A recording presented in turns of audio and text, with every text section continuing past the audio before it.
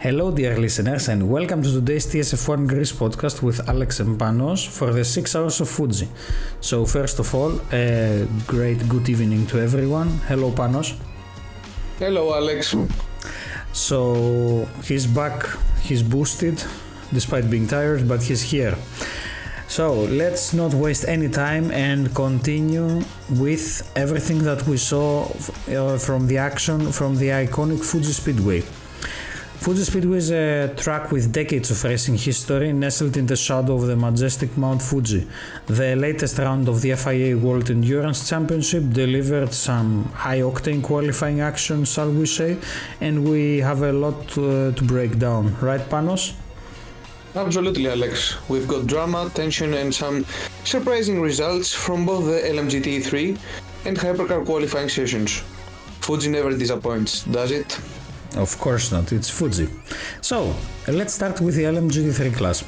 These cars, supercars that look like something you would dream up, kicked off the action with an intense qualifying session.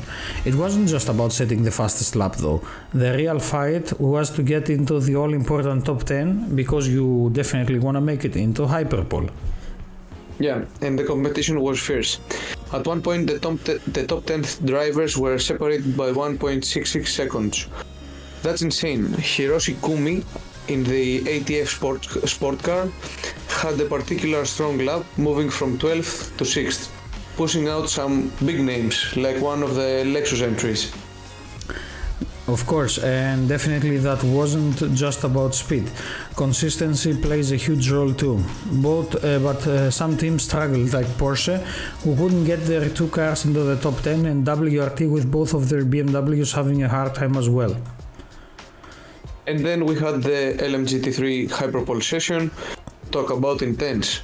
Sarah Bovy was gunning to extend her record as the only two-time pole hitter this season.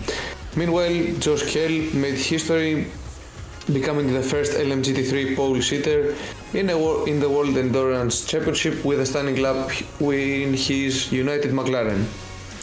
And that was a great moment for McLaren, but Ferrari seemed to steal the show when Aro Roibar claimed their first LMGT3 pole of the season. It was a crucial lap in the final moments, and with that we had the top 10 grid for the class, and the class was set. Yep, a huge milestone for Ferrari, and a bit of a heartbreak for others like Ryan Hardwick in the 77 car, who couldn't make the final push. So after all that, we've got a fascinating grid for the race day in the LMGT3 category. Now let's move on to the big guns, so the hypercars. 12 minutes, 18 cars on track, and only the top 10 make it through to Hyperpole.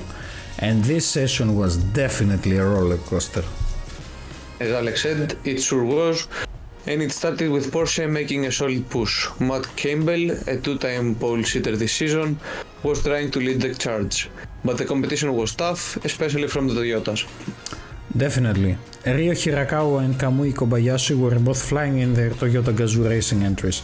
Hirakawa topped the timing sheets with an incredible lap of 1:28.942, securing a Toyota 1-2 for the time being.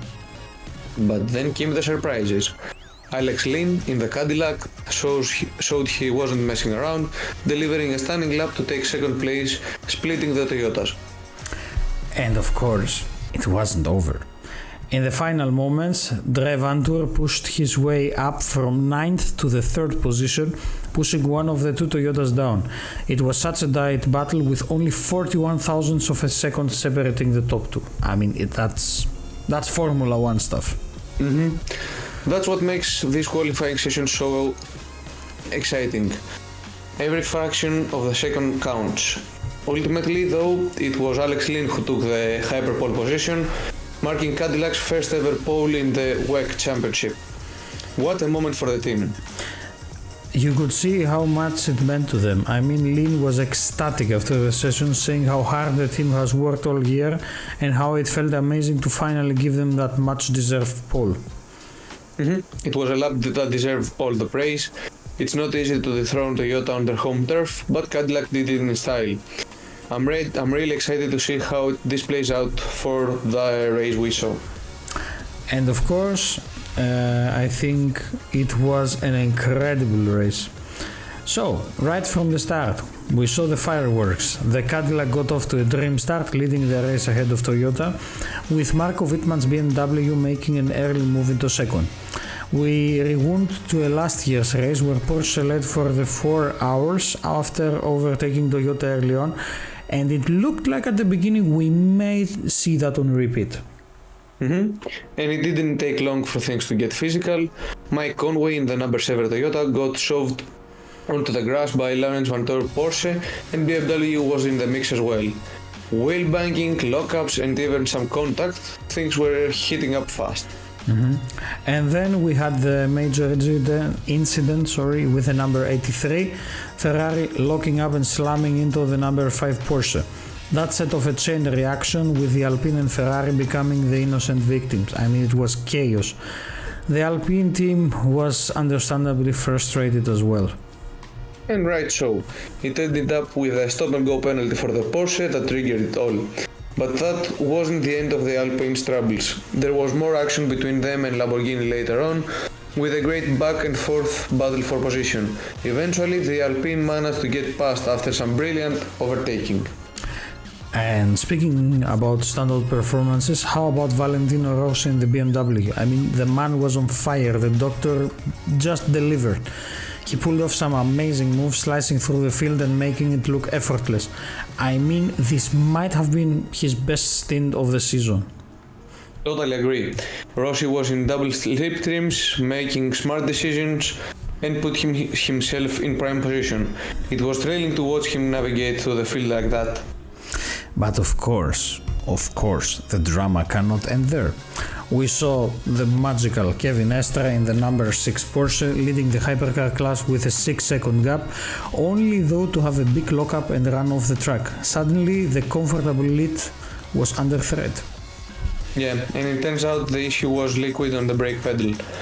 That was a real scare for the team, but they managed to hold on. Estre even mentioned how humid it was getting, adding another layer of difficulty to an already intense race. Yes, and Ferrari was also in the mix with Davide Rigon trying to take their first win of the season in LMGTE3 this time. It was an incredible fight between Ferrari and McLaren, both gunning for their first ever wins in their category. And it wasn't just the hypercars putting on a show. As Alex said, there was some intense racing LMGTE3 as well. At one point, Bamber in the Cadillac was battling out with the Alpine. Unfortunately, it ended badly for him. He hit the barriers after a tough fight, and that was the end of Cadillac's podium hopes. Definitely. From highs to lows, I mean, that's part of racing. But what about that final stint for BMW? I mean, they were in second place, their best results of the season, with Alpine in third securing their first podium. I mean, it was an emotional moment for both teams. And Porsche, they're back on top, taking the hypercar victory at Fuji. After leading most of the race, they fended off the competition and managed to take their second victory at this circuit, beating Toyota at their home track once again. And more amazing stuff was set for the LMGTE3 category, as it was a very special win for the AF Corse's Ferrari team. They took their first victory of the season, and it was an emotional win too, as they had such a strong history with racing at Fuji. And let's not forget about Alex Meeking and his crew. They claimed the FIA Endurance Trophy for GT3 drivers with a solid second place. Meanwhile, BMW's third place finish marked their second podium of the season. So, where does that leave us going into the final race in Bahrain in about 40 days?